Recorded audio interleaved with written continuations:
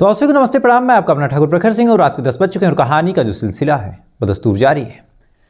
आज की कहानी शुरू करूं तो आज की कहानी एक ऐसी कहानी है, वैसे तो हर कहानी अपने आप में बड़ी अजीब होती है, लेकिन आज की कहानी की बात करूं तो इस पूरी कहानी को जब आप सुनेंगे तो हर सेकंड आपको लगेगा कि ये कहानी तो कुछ नहीं है, जो मर्डर मिस्ट्री है वो सुलझ चुकी। लेकिन जैसे जैसे आप कहानी में आगे बढ़ेंगे तो 90% जब तक कहानी मुकम्मल होगी आपका ध्यान कहीं और अटका होगा, आपकी नज़र में जो दोषी होगा वो कोई और होगा। लेकिन आखिरी के 10% में जब ये कहानी खुलेगी तो आखिरी के 10% में जो एक नया नाम, नया चेहरा निकल के सामने आया, वो कहानी, वो सारी चीज़ें जब आप जानेंगे तो जानने के बाद कहीं ना कहीं आप हैरान हो जाएंगे कि ऐसा कैसे हो गया। तो पूरी कहानी आपकी सेवा में हाजिर है। कहानी मेरठ की है और इसी मेरठ में एक थाना लगता है, दौराला थाना, और इसी थाना क्षेत्र में एक गाँव है मवी मीरा गाँव। और इसी मवी मीरा गांव में एक परिवार रहा करता था। परिवार के जो मुखिया थे जिनका नाम था सुभाष, उनकी 3 औलादें थी। एक बेटी जिसका नाम मलका, एक दूसरी बेटी जिसका नाम सोनी, और एक बेटा जो पुलिस में एक कांस्टेबल के रूप में दिल्ली में तैनात है। पूरा परिवार ठीक ठाक तरीके से चल रहा था, ठीक ठाक पैसे थे तो ज़्यादा कोई दिक्कत भी नहीं थी। जो बड़ी बेटी थी अलका, जब वो शादी लायक हुई तो उसके लिए एक अच्छा सा रिश्ता देखा गया। उसके बाद उसकी शादी की गई। शादी होने के बाद इधर जो बेटा था वो भी नौकरी पा चुका था, तो घर वाले भी खुश थे। अब बड़ी बेटी की शादी हो गई, बेटा नौकरी पा गया, तो कहीं ना कहीं परिवार वालों को लगा कि अगर जो छोटी बेटी है सोनी, अगर उसकी भी ठीक ठाक ढंग से कहीं एक अच्छे परिवार में शादी कर दी जाए तो सारी चीज़ें बिल्कुल ठीक हो जाएंगी। परिवार एकदम खुशी की राह पे आगे बढ़ जाएगा।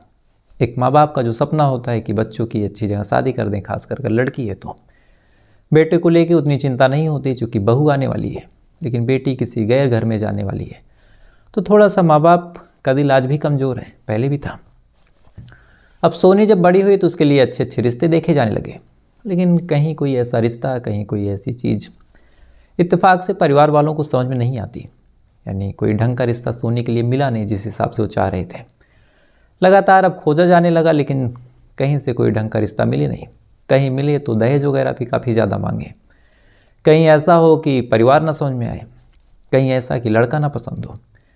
ऐसे ही कई साल गुजर गए, सोनी के लिए कोई अच्छा लड़का मिला नहीं। इसी बीच एक चीज़ होती है। दरअसल जब कहीं सोनी के लिए कोई अच्छा लड़का नहीं मिलता तो जो बड़ी बहन थी अलका, वो अपने मायके में यानी अपने फादर से एक प्रपोज़ल रखती है और कहती है कि अगर कोई दिक्कत ना हो तो मेरा एक देवर है, यानी मेरे पति का भाई, जिसका नाम है सत्येंद्र। और परिवार हमारा कैसा है आप जान ही रहे हैं, क्योंकि मेरी शादी हुई है, मुझे आज तक यहाँ कोई दिक्कत, कोई तकलीफ नहीं हुई। तो अगर सत्येंद्र से सोनी की शादी हो जाए तो शायद परिवार, बाकी चीज़ों की कोई टेंशन नहीं। सत्येंद्र को मैं जानती हूँ, मेरे देवर है, तो बाई नेचर भी बहुत अच्छे हैं, और फ़ायदा ये होगा कि हम दोनों बहनें एक साथ रहेंगे तो पूरे ससुराल को अच्छे से संभालेंगे, सारी चीज़ें बिल्कुल ठीक होंगी। अब ये चीज़ जब सुभाष सुनते हैं, जिनकी दोनों लड़कियां थीं, तो सुनने के बाद उन्हें भी आइडिया सही लगता है कि क्यों नए घर में जाएं, नई जगहों पे रिस्क लेना, नए रिश्तेदारों को परखना। इससे अच्छा अगर रिश्ते में ही रिश्ता हो जाए तो रिश्ते में मजबूती भी आ जाएगी, साथ ही जो रिश्ते की नींव है वो भी मजबूत हो जाएगी, और एक भरोसा है कि बड़ी बहन वहाँ पहले से ही है। तो फिर सुभाष ने सत्येंद्र और यानी कायदे से अलका के जो सास ससुर हैं उनसे बातचीत शुरू की। उन्हें भी ये आइडिया ठीक लगा।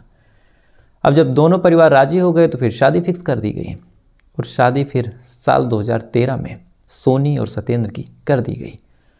अब सोनी सत्येंद्र की शादी हो गई। शादी होने के बाद सोनी अपने ससुराल आती है। आने के बाद ससुराल वाले भी खुश।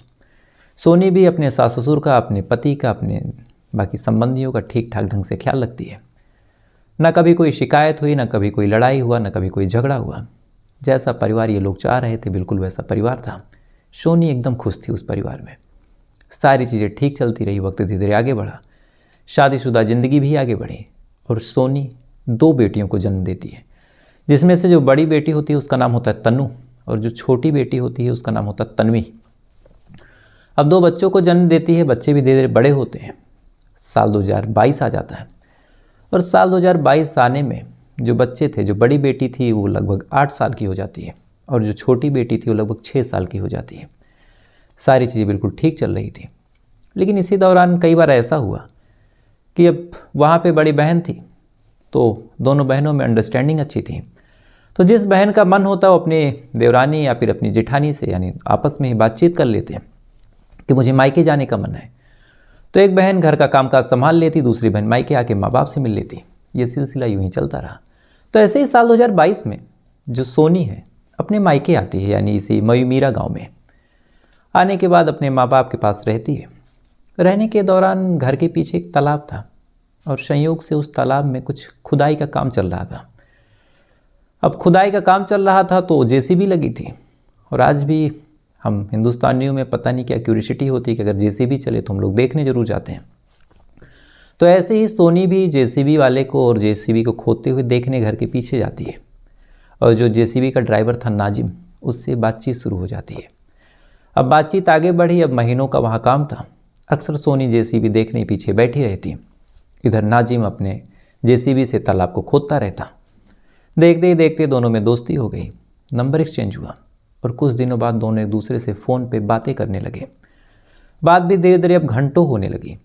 दोनों एक दूसरे के करीब। आलम यह हुआ कि अब दोनों एक दूसरे से प्यार भी करने लगे। कुछ दिन तक ये प्यार जब परवान चढ़ा तो सोनी अपने पति को छोड़ के नाजिम के लिए सीरियस होने लगी। उसका मन था कि यूं ही जेसीबी यहाँ पे काम करता रहे और मैं लगातार नाजिम से जब चाहूँ तब मिल लूँ, जब चाहूँ तब बातचीत कर लूँ। लेकिन कुछ दिन जब गुजरते हैं तो फिर ससुराल से फ़ोन आता है कि काफ़ी दिन तुम मायके रह लिए, अब आ जाओ। अब मन मार के बेचारी चली जाती है, लेकिन मन में, चित्त में, दिल में अब सत्येंद्र था ही नहीं। जाती अपने पति के पास है, लेकिन इसके जो ख्याल थे नाजिम को लेके ही थे। चोरी जब भी मौका मिलता चोरी छुपे बातचीत भी करती, व्हाट्सएप पे चैट करती। कुछ दिनों बाद तो इन दोनों को ऐसा लगा कि शायद अब एक दूसरे के बिना रहना ही मुनासिब नहीं, और अब एक दूसरे से मिलने के ये लोग बहाने खोजने लगे। कुछ दिन तक चोरी छुपे ये काम चला, लेकिन जब दोनों को लगा कि शायद अब एक दूसरे के बिना गुजारा नहीं हो सकता, तो एक दिन जो सत्येंद्र है सोनी को लेके कहीं डॉक्टर को दिखाने जाता है। सत्येंद्र की कुछ तबीयत खराब थी। अब पूरा प्लान सेट था पहले से ही।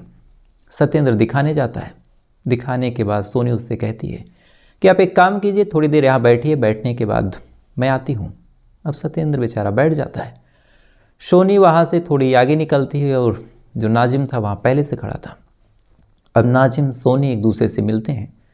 मिलने के बाद ये फैसला करते हैं कि अब वापस नहीं जाना है, चलो मैं तुम्हें लेके अपने साथ चलता हूँ। अब सोनी नाजिम के साथ भाग जाती है। इधर सत्येंद्र जो है इंतज़ार कर रहा सोनी का। 10 मिनट गुजरे, 15 मिनट गुजरे, देखते ही देखते घंटों गुजर गए। इधर सोनी का कुछ पता नहीं। नाजिम परेशान, फ़ोन कर रहा तो फ़ोन स्विच ऑफ है। तो घंटे 2 घंटे तक इंतज़ार करने के बाद अब नाजिम परेशान हुआ। उसने अपने घर वालों को इत्तला किया कि सोनी मेरे साथ आई थी, यहाँ मिल नहीं रही। तो घर वालों ने कहा कि फ़ौरन पुलिस के पास जाओ, कंप्लेन दर्ज कराओ कि कहीं कुछ हो तो नहीं गया। इसके बाद कंप्लेन दर्ज करवाई गई। इधर मायके वाले भी आते हैं, वो लोग भी परेशान होते हैं, यानी सोनी के माँ बाप। तमाम चीज़ें जब जांची परखी गई तो पता चला कि जो सोनी है अपने दोनों बच्चों और अपने पति को छोड़ के नाजिम के साथ भाग गई है। फ़ौरन पुलिस में कंप्लेन लिखाया गया कि कोई नाजिम है उसके साथ भागी है। पुलिस वाले मामले को गंभीरता से लेते हैं और तलाश शुरू करते हैं। अब सोनी और इस नाजिम को खोजा जा रहा। कुछ दिनों तक जब पुलिस वाले खोजते हैं तो अंत में नाजिम और सोनी का पता चलता है। उसके बाद पुलिस वाले जाते हैं, जाने के बाद गिरफ्तार करते हैं। गिरफ्तार करने के बाद नाजिम को जेल भेज देते हैं और जो सोनी थी उसको परिवार वालों के हवाले कर देते हैं। अब सोनी वापस आ चुकी थी, सत्येंद्र से मिलती है। लेकिन जैसे ही सत्येंद्र से मिलती है, मिलने के बाद सत्येंद्र अब एकदम बदल जाता है और कहता है कि तुमने मेरे परिवार की इज्जत को मिट्टी में मिला दिया, और ऐसी महिला के साथ, ऐसी लड़की के साथ रहने का मेरा कोई इरादा है नहीं। मेरी बेइज्जती थी इसलिए मैं तुमको वापस ले आया, और अब तुम अपने मायके जाओ, और मायके जाने के बाद चाहे जो करो, मुझे कोई मतलब नहीं। अब ये बात जब सोनी सुनती है, मन मार के मायके आती है। अब मायके में जब सोनी के माँ बाप सुनते हैं कि उसके पति ने छोड़ दिया, उन्हें बड़ा बेचारों को धक्का लगता है। वो जाते हैं, मान मनौवल करने की कोशिश करते हैं, सत्येंद्र को समझाते हैं, अलका से दबाव बनवाते हैं। लेकिन शायद सोनी ने ऐसा काम किया था कि ना ही अलका कुछ कर सकती थी, ना ही सत्येंद्र स्वीकारने को तैयार था, ना ही सुभाष ही कोई फोर्स कर सकते थे। अब सोनी मायके में बैठी है। इसी दौरान नाजिम से बातचीत हो रही, सारी चीज़ें ठीक ठाक करने की कोशिश की जा रही। लेकिन तब से ना सत्येंद्र ने सोनी से बातचीत की, ना ही उसे अपनाया। बस अपने दोनों बच्चियों को लेकर अपने घर पे खुश रहने लगा। अब साल 6 महीने जब गुजर गए और सोनी लगातार बैठी है, इधर ससुराल वालों ने कोशिश खूब की, मायके वालों ने, सोनी के फादर ने, उनकी मदर ने, कि जो सत्येंद्र है वो मान जाए, अपनी बीवी को लेके जाएं। लेकिन अब सोनी ने ऐसी गलती की थी, सत्येंद्र स्वीकारने को तैयार नहीं। तो कहीं ना कहीं माँ बाप को भी लगा कि शायद अब ये नहीं मानेगा, तो पूरी ज़िंदगी अब जवान बेटी घर पे कैसे बैठा हूँ, तो उन्होंने फिर से रिश्ता देखने शुरू कर दिया। अब अलग अलग जगहों पर रिश्ता देखा जाने लगा कि कोई भी मिल जाए, अब शादी कर दें जैसे तैसे। और ये तलाश जाके शुरू होती है और ख़त्म होती है रविंद्र नाम के शख्स पे। रविंद्र नाम का एक लड़का मिलता है। मिलने के बाद रविंद्र से शादी की तैयारी होती है, दोनों पक्ष मान भी जाते हैं। मानने के बाद 28 नवंबर को, यानी अभी जो है 28 नवंबर गुजरा, इसी 28 नवंबर को रविंद्र और सोनी की शादी कर दी जाती है। अब शादी हुई, शादी होने के बाद सोनी को काफ़ी समझाया गया कि अब इस बार कोई ऐसी हरकत ना करना। इधर नाजिम को भी कहा गया कि अब तुम दूर रहना, परिवार मत तबाह करो। संयोग से दोनों लोग मान जाते हैं। मानने के बाद सोनी अपने ससुराल दूसरे वाले जाती है। जाने के बाद अब एक आध हफ्ते 10 दिन रहती है। रहने के बाद फिर वापस मायके आती है। ये हुआ कि अब जब गौना होगा तब फिर वापस जाएगी। आने के बाद अपने मायके रहती है। रहने के दौरान सारी चीज़ें ठीक ठाक चल रही थी। दिसंबर का महीना लग जाता है और इसी दिसंबर महीने में लगभग 10-12 तारीख की बात है, चूँकि ठंडी है तो गांव में गन्ने की कटाई और उसकी जो पत्तियां होती हैं उनकी छटाई का कार्यक्रम चलता है ताकि गन्ने को बेचा जा सके। तो घर के सारे लोग उस गन्ने के खेत में गए थे। घर पे सिर्फ सोनी थी और उसकी माँ। सुबह सुबह लगभग 6 बजे रहे होंगे, तभी अचानक से 2 बाइक सवार सोनी के पास आते हैं। बाइक सवार घर के सामने रोकते हैं। रोकने के बाद अब इधर सोनी घर से बाहर निकल रही थी। दोनों बाइक सवार सोनी को रोकते हैं और रोकने के बाद बंदूकों से 28 राउंड फायर करते हैं और सोनी को 28 गोलियां मारते हैं। अब गांव में गोलियों की सुबह सुबह तड़तड़ाहट, गांव के सारे लोग एकदम हड़कंप मच गया। भागे भागे, पहले तो सब लोग छुपने की कोशिश की कि क्या हो गया। फिर 1-2 मिनट बाद जब कुछ समझ पाए बाहर निकले। निकलने के बाद अब जब चेक किया तो पता चला कि सोनी को किसी ने गोली मार दी। अब सोनी को आनन फानन में लेके हॉस्पिटल जाया गया। अब 28 गोली लगी थी, बचने का कोई चांस था नहीं। जैसे ही इलाज शुरू हुआ, डॉक्टर ने जवाब दे दिया और कुछ ही घंटों में सोनी की मौत हो गई। अब गोली मार के एक गांव में हत्या हुई। फौरन मामला थाने में गया। थाने वाले पहुंचे। पहुंचने के बाद अब उन्होंने जांच पड़ताल शुरू की और गला घोट के कत्ल हो, किसी ने चोरी छुपे कर दिया हो, तो थोड़ा सा अलग अलग एंगल भी लगता है। लेकिन यहाँ दिन दहाड़े गाँव में घुस के कोई 28 गोलियाँ मार जाए, ये भी हैरान करने वाली बात। बहरहाल अब पुलिस वाले जांच पड़ताल शुरू करते हैं और सबसे पहले परिवार वालों से पूछताछ कि आपकी बेटी को गोली मारी गई, तो क्या आपको किसी पे डाउट है, किसी पे कोई शंका है, कोई संदेह है? परिवार वालों ने जब इस सवाल का जवाब दिया तो उन्होंने 2 नाम लिए। पहला, चूँकि जो सत्येंद्र था, जो पहला पति था, वो भी गुस्सा कर रहा था क्योंकि उसकी बीवी ने उसके साथ गलत किया। तो पहला डाउट इन लोगों ने सत्येंद्र पे किया कि हो सकता है कि आवेश में आके उसकी चूँकि बेइज्जती हुई थी, वो कह भी रहा था बार बार कि आपकी बेटी ने मुझे जलील करवाया है मेरे समाज में, तो ऐसा भी हो सकता है कि सत्येंद्र ही बदला लेने के लिए ऐसा कुछ किया हो। और जो दूसरा नाम था वो नाम था नाजिम का, जो लड़का उसकी बेटी को यानी सोनी को लेके कई महीने पहले भाग गया था। अब 2 सस्पिशियस लोग, सस्पेंस दोनों पे बराबर बना हुआ था क्योंकि मोटिव दोनों के पास था। लिहाजा पुलिस वाले 2 टीमों में बचते हैं और बंटने के बाद दोनों अलग अलग टीमें दोनों लोगों के साथ अब इन्वेस्टिगेशन शुरू करते हैं, यानी एक सत्येंद्र के साथ और एक नाजिम के साथ। पहली टीम सत्येंद्र से पूछताछ कर रही है कि तुम कहाँ थे, क्या कर रहे थे, जिस टाइम ये घटना हुई उस टाइम तुम कहाँ मौजूद थे, कहीं तुमने सुपारी तो देके किसी से नहीं करवा लिया, तुम्हारी कॉल डिटेल कहाँ है, तुम 1 हफ्ते में कहाँ कहाँ गए। अब ये तमाम सवाल जब सत्येंद्र से पूछा जा रहा, सत्येंद्र अपने तरीके से सारे सवालों के जवाब दे रहा। जब उससे सबूत मांगा गया तो सबूत भी दे रहा कि हाँ मैं यहाँ मौजूद था, ये काम कर रहा था। यानी ओवरऑल सारी तफ्तीश में, सारी पूछताछ में कहीं कोई क्लू, कहीं कोई मोटिव या फिर कुछ ऐसी सस्पिशियस चीज़ सत्येंद्र के पास नहीं मिली जिससे ऐसा लगे कि सत्येंद्र ने ही कुछ किया है। अब पुलिस वालों के पास 2 सस्पेक्ट थे। एक लगभग क्लीन चिट पा चुका था क्योंकि उसकी ज़िंदगी अपने आप में बेहद खुशहाल थी, वो शायद सोनी के पीछे परेशान भी नहीं था। अब दूसरा सस्पेक्ट होता है नाजिम। अब पुलिस की टीम नाजिम के बारे में पता करती है कि नाजिम क्या कर रहा था। अब जो कि पहला खारिज हो गया तो ज़्यादा शक की सुई इसके ऊपर भी घूम गई कि चाहे जैसे एक तो बदल गया, अब दूसरे को ही पकड़ लो और काम आसान करो। अब नाजिम के बारे में भी पता किया जाने लगा नाजिम भी अपने तरीके से सारे सबूत इकट्ठा करता है कि सर मैं यहाँ था, ये कर रहा था, मेरी बातचीत भी अब नहीं होती, मेरा कोई मतलब नहीं। बहरहाल पुलिस वाले मानने को तैयार नहीं। इधर मायके वाले भी लगातार नाजिम के ऊपर इल्ज़ाम लगा रहे हैं कि नाजिम ने ही किया होगा। अब नाजिम से लगातार पूछताछ हो रही, फिर सत्येंद्र से भी कभी कभार पूछताछ हो रही, लेकिन इत्तेफाक से दोनों से ही ना कोई सबूत मिला, ना कोई सुराग मिला, ना कोई गवाह मिला। अब अंत में जब पुलिस वाले दोनों के पास से कुछ नहीं मानते, दोनों मामलों में पुलिस के हाथ खाली होते हैं, तब जाके पुलिस वाले अपना तरीका निकालते हैं कि चलो अब कॉल डिटेल और फॉरेंसिक का सहारा लेते हैं। तो जब कॉल डिटेल और तमाम चीज़ें निकाली गई तो एक नया नाम निकल के सामने आया, और वो नया नाम था टीनू उर्फ नवनीत का। अब जब ये नया नाम, नया नंबर, चूंकि लगातार टीनू उर्फ नवनीत से सोनी की बातचीत हो रही थी, तब पुलिस वालों को लगा कि चलो इससे भी पूछताछ कर लें। तब अंत में कल टीनू उर्फ नवनीत को उठाया गया और इससे पूछताछ हुई। और जब इससे पूछताछ हुई तो शुरुआत में तो इसने इधर उधर की तमाम कहानियाँ बताई, लेकिन इसके लहजे में जब लड़खड़ाहट पुलिस वालों ने देखी, तब इससे जब सख्ती से पूछताछ हुई, तब जाके इसने अपना मुंह खोला और जो कहानी सुनाई, वो कहानी वास्तव में बड़ी शर्मसार करने वाली भी है और बड़ी हैरान करने वाली भी है। दरअसल ये बात और ये कहानी पहुंच जाती है शादी के भी 2 साल पहले, यानी 10 साल पहले शादी हुई थी, उससे भी 2 साल पहले, यानी 2011 की ये बात है। जब सोनी लगभग 16-17 साल की थी, उसी टाइम उसका एक बॉयफ्रेंड हुआ करता था जिसका नाम था टीनू उर्फ नवनीत। दोनों एक दूसरे को काफ़ी पसंद करते थे, एक दूसरे को काफ़ी प्यार करते थे।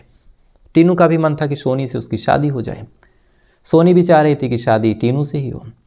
लेकिन इधर जब सोनी की शादी फिक्स हुई और सत्येंद्र अच्छा लड़का था, उसका बैकग्राउंड सही था, फैमिली स्ट्रक्चर सही था, तो सोनी फिर बदल जाती है और टीनू से कहती है कि देखो तुम मुझे भूल जाओ और मैं तुम्हारे साथ अब नहीं रह सकती।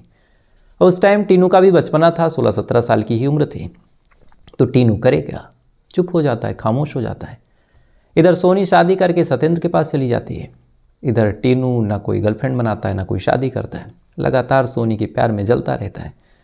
लेकिन इधर जब 10 साल गुजर गए और नाजिम वाला कांड हुआ, नाजिम के साथ वो भाग गई, इधर सत्येंद्र ने छोड़ दिया, तो फिर से सोनी का नंबर कहीं से टीनू निकालता है और जब ये तमाम चीज़ें वो जानता है तो फिर सोनी से बातचीत करता है और कहता है कि देखो अब नाजिम ने भी तुम्हें छोड़ दिया और सत्येंद्र ने भी तुम्हें छोड़ दिया, तो अब तो तुम मेरे साथ चल सकती हो, मेरे से शादी कर लो, मेरे साथ रहो। अब लगातार सोनी पे एक दबाव बनाने लगा, सोनी भी कहती कि ठीक है, देखेंगे, सोचेंगे। लगातार ये कोशिश करता कि मान जाए मान जाए मान जाए, लेकिन अंत में जब तक ये मानती, जब तक कुछ होता, तब तक एक नया लड़का मार्केट में आता है, यानी एक नए लड़के से शादी फिक्स होती है जिसका नाम होता है रविंद्र। और जैसे ही जानती है सोनी की रविंद्र का भी बैकग्राउंड ठीक ठाक है, ये फिर से अब टीनू को छोड़ने लगती है और कहती है कि देखो मेरी शादी हो रही है और तुम फिर से मुझे भूल जाओ। अब एक लड़का जो लगातार कश्में खा रहा था 10, 12, 15 साल से, मैं तुम्हारे साथ ही जीऊँगा, तुम्हारे साथ ही मरूंगा, एक बार उम्मीद मरी, फिर से उम्मीद जगी, फिर से मरी।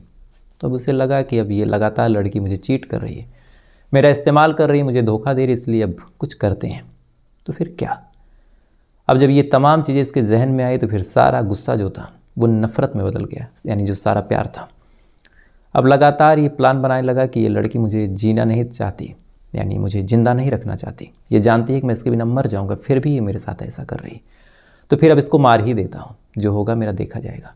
तब ये प्लान बनाता है और प्लान बनाने के साथ साथ ये फिर 2 असलहे इकट्ठा करता है और असलहे इकट्ठा करने के बाद फिर अपने एक दोस्त को तैयार करता है।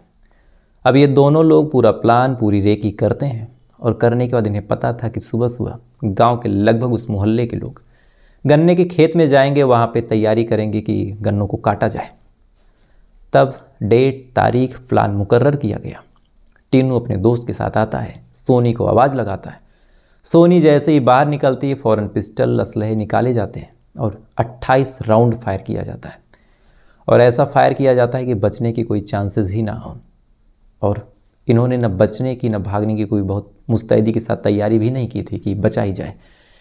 जो टीनू था उसके जहन में बस एक चीज़ था कि मुझे फांसी हो जाए लेकिन इसको मार दूंगा, और शायद ऐसा ही हुआ। 3-4 दिनों में ये लोग पकड़े गए और बाकी की ज़िंदगी अब शायद सलाखों के पीछे ही गुजरेगी, कम से कम उम्र कैद की सज़ा होगी। लेकिन अजीब सी ये कहानी जो मैंने शुरू में कहा कि शायद लास्ट तक आपको यही लग रहा था कि या तो नाजिम कातिल होगा या फिर सत्येंद्र होगा, लेकिन एक बॉयफ्रेंड जो 12-15 साल पहले था, उस बॉयफ्रेंड ने अंत में कत्ल कर दिया। तो फिलहाल ये थी पूरी कहानी और जैसा मैंने आप लोगों से कहा था कि अब एडिटिंग और सारी चीज़ें आएंगी, तो मेरे दूसरे चैनल पे वो तमाम चीज़ें आ रही हैं, पूरे VFX और तमाम चीज़ों के साथ, फ़ोटोज़ के साथ, एनिमेशंस के साथ। धीरे धीरे उसमें और इम्प्रूवमेंट किया जाएगा, जैसा आप लोगों का प्यार सपोर्ट मिलता रहा। तो फिलहाल ये थी पूरी कहानी।